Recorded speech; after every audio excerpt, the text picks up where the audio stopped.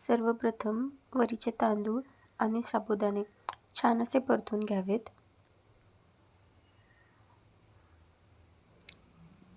भाजून घेतल्यामुळे हे छान बारीक होण्यास मदत होते। त्याच्यानंतर मी इथे 2 मिरच्या बारीक कट करून घेतल्या आहेत। वरीचे तांदूळ आणि साबुदाणे भाजून घेतल्यामुळे छान असे बारीक होतात, भांड्याला चिकटत नाहीत। हे बघा, इथे छान अशी पूड तयार झालेली आहे आपली। त्याच्यानंतर याच्यामध्येच आपण 2 चमचे दही ॲड करणार आहोत।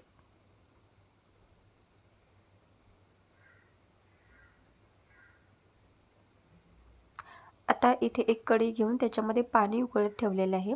त्याच्यानंतर याच्यामध्ये बारीक कट केलेली मिरची आणि आपण चवीनुसार मीठ ॲड करणार आहोत।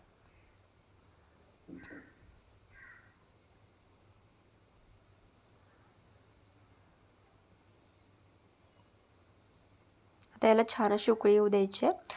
छान उकळी आली की याच्यामध्ये आपण जे बारीक करून घेतलं होतं ते मिश्रण याच्यामध्ये ॲड करायचं आहे आणि छान असं परतून घ्यायचं आहे।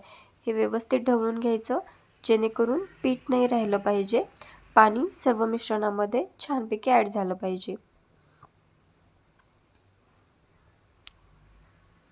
ते छान प्रकारे मिक्स झालेलं आहे।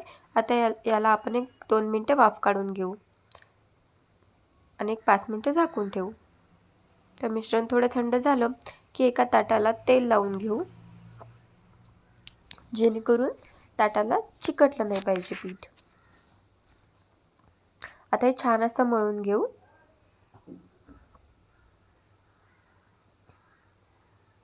हे बघा, इथे पिठाचा गोळा तयार झालेला आहे। आता याला जसे आपण मेदूवडे तयार करतो तशा आकारामध्ये आकार देऊन घेणार आहोत। मी इथे तो शॉर्ट घ्यायचा विसरले, हे तुम्ही तळताना बघू शकता।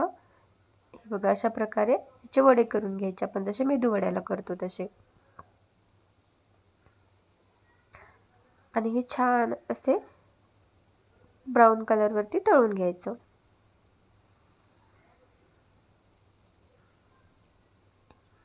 वडे तळताना गॅसची फ्लेम जी आहे ती लो टू मीडियम ठेवायची आहे।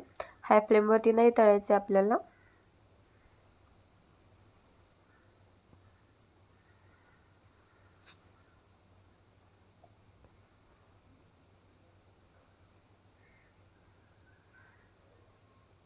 ते बघू शकता तुम्ही, छान असे क्रिस्पी वडे तळून झालेले आहेत। असा ब्राऊन कलरवरतीच काढून घ्यायचे आहेत आपल्याला।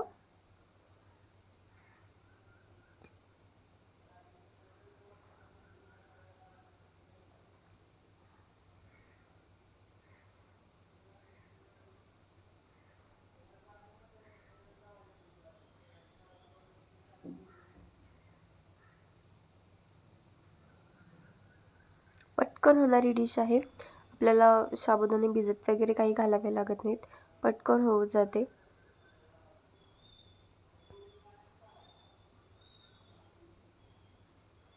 चला तर या मंडळी फराळ करायला। थँक्यू।